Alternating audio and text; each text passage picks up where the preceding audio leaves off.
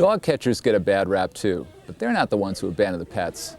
Director Randy Benson, producer Joe Corey, and their animal control officer subject were all affected by making a film together. So was Bob Barker. I'm Bob Barker, and I would like to remind you that the graphic scenes that you're about to see in Man and Dog do not represent just a local situation. Unfortunately, similar scenes are enacted daily in every town and city across the nation. Man and Dog, a 15-minute film by Randolph Benson, presents an unflinching look at the work of an animal control officer. This film leaves the viewer vividly impressed with the misery caused by the tragic problem of animal overpopulation, misery to both animals and humans. We hope that Mr. Benson's Man and Dog will convince you that you must have your pet spayed or neutered. Hello from the North Carolina School of the Arts, School of Filmmaking in Winston-Salem. While many of the students here make dramas on the numerous sound stages, Randolph Benson decided to make a documentary about an animal control officer in a rural county. When he was finished, Benson's Man and Dog not only showed the harsh realities of life in the pound, but gave an insightful portrait of a man that many called the dog catcher. People used to take care of their own problems. They had a dog they didn't want, couldn't find anybody to take it, they would just take it out back and shoot it and bury it, I guess.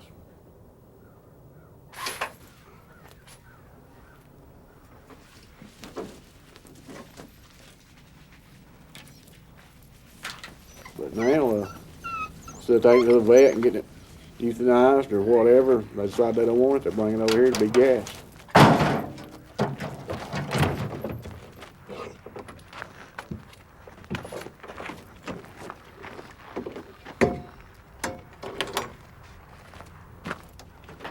Get them when they're little, don't want them when they're big.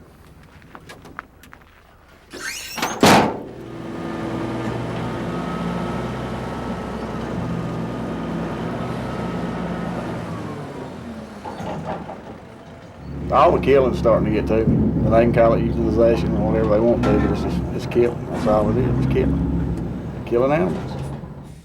Well, I wanted to make a documentary, number one, because I'd never made one before. Number two, I just had this idea about wanting to make this film about this animal control officer. I guess the chord that really struck home with me was that there are jobs in society that no one wants to do and no one even wants to think about.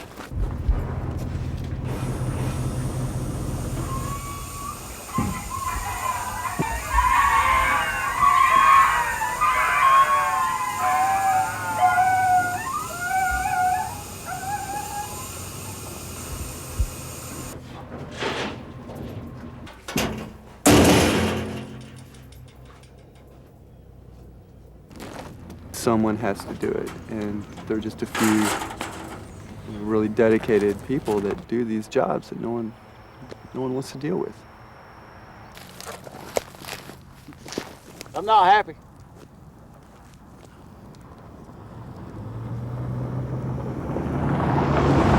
Nobody knows what I do. Nobody understands, nobody cares. He's the only guy in his county doing animal control. He gets 4 adoptions a month, and 125 dogs come through the pound.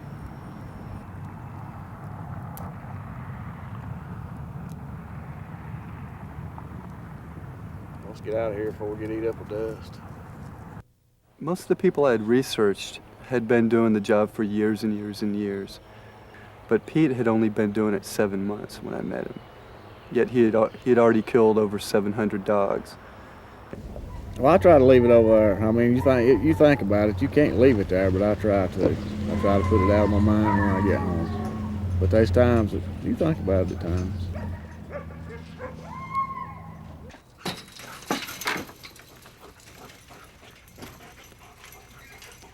A lot of times when I go home, I turn my own dogs loose and take a walk with them and do whatever I got to do outside or around home to wind them before I ever go inside. I get real attached to my dogs. That's what makes my job so hard about having to put so many to sleep. Yes, this area here is where we've buried all our family pets over the years. We've probably got, well, I know April's here, Alpo, Bill, Misty, and Fred. And Kristen had a fish buried right out there. That job has made me appreciate my animals more. I guess I took them for granted for a while.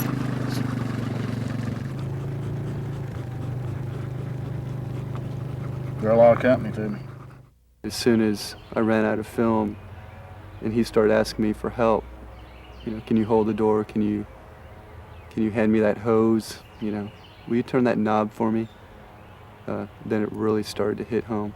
What did it feel like the first time you turned the knob? It didn't feel like anything. I was numb, and I didn't think about myself, and I didn't think about Pete, and I didn't even think about the dogs. I just turned everything off and just turned the knob. And after, when I got home that night, it was a mess. You know, I have 2 dogs, and all I did, I just got on the floor with them and rolled around and got all hairy and nasty and slobber, and just fell asleep on the floor with my dogs. What are you doing now? Working at a Parish Tire recap company. It's been so long. I've been out for about a year. We're close to a year now. I've tried to forget a lot of it. I've just tried to erase it from my mind. It's hard to do, but I don't even try to think about it anymore. No, I miss parts of the job. You know, I'd be lying if I said I did. He's taking your picture. And miss some of the people I worked with. There's still days I think about having to put all those dogs down. And I try to stay away from it. I try to not focus on it. And I went in and thought, you know, maybe I could change things, but I found out different.